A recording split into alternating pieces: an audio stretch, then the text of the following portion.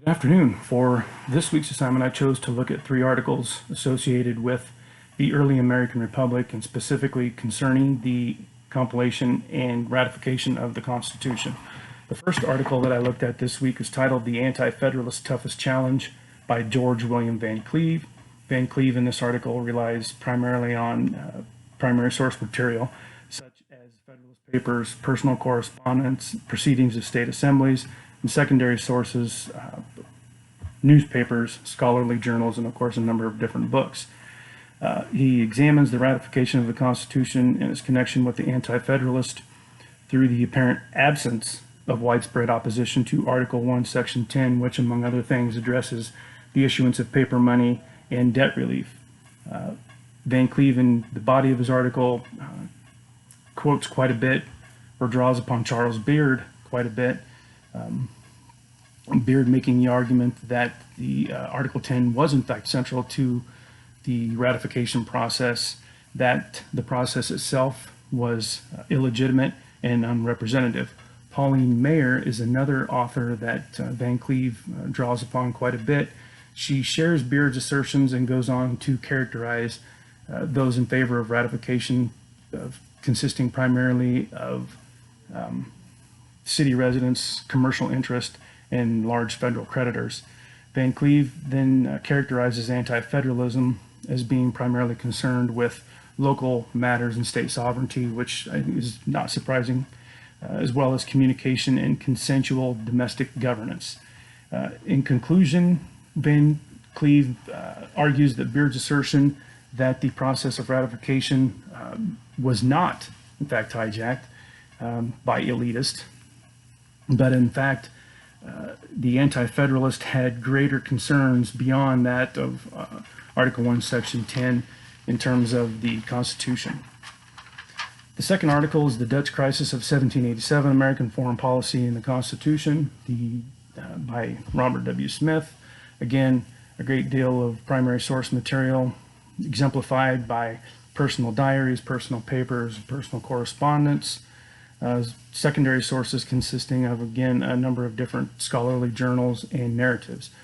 The Dutch crisis was a struggle in Holland in 1787 between French-backed patriots and British and Prussian-backed semi-royalist or Orangist. In the fall of 1787, Prussia intervened directly, allowing the semi-royalist to crush then the patriots. France did not intervene and thus avoided a greater European war.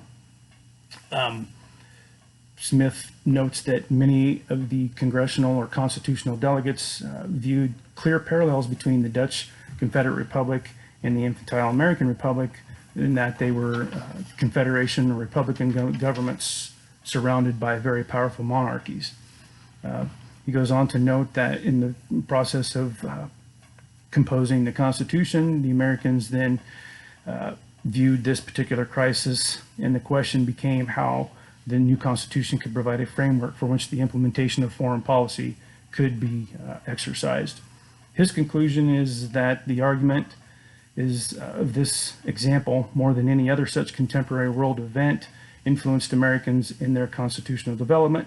It also is, or was, he notes, the only issue at the Constitutional Convention discussed in strictly national terms.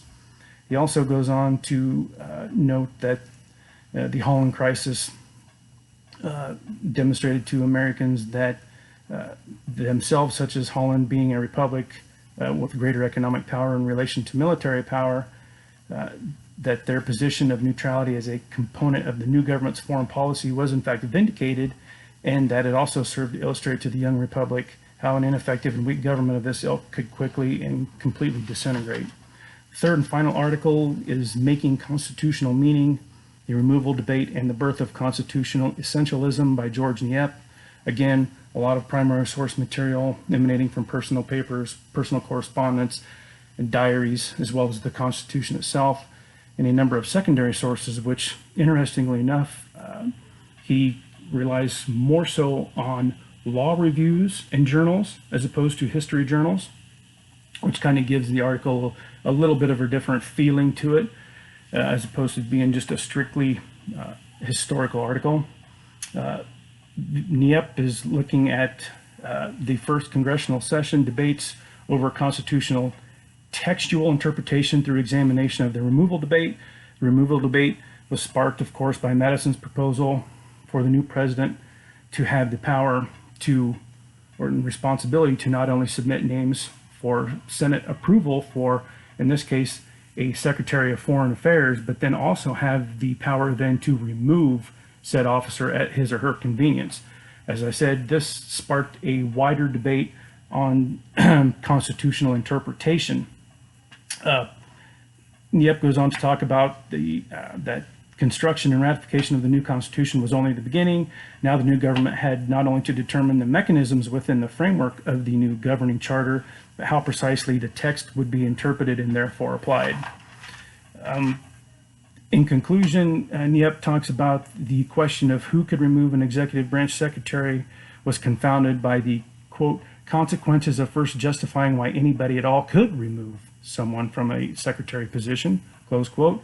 The latter question being critical, as it would require the removing entity or authority to ruminate upon not the explicit or implicit powers they may have, but how the Constitution conveyed such orders and or powers. And finally, that the gaps in constitutional language explicitly bestowing powers could be, or not explicitly bestowing powers, could in fact be addressed by politics or the legislative process as opposed to the amendment process.